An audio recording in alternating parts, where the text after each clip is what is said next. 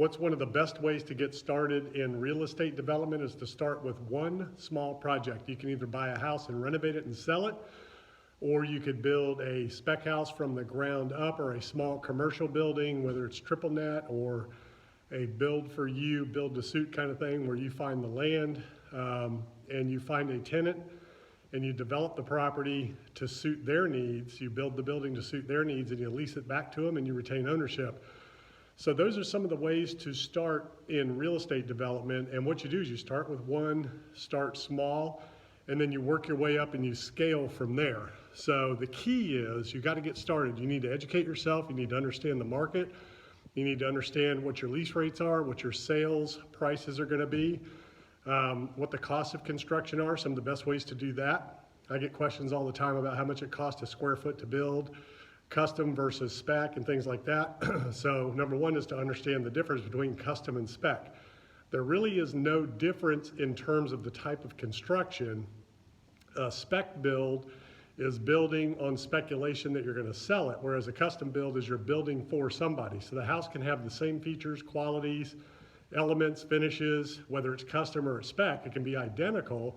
The difference is you're building for yourself to sell. The other is you're building for somebody else that they're going to live in, or they're going to rent, or they're going to own on their land. So that's the difference between custom and spec. So costs are all over the map. Price per square foot, it all depends on the region you're in, the topography of the land, permits, fees, things like that.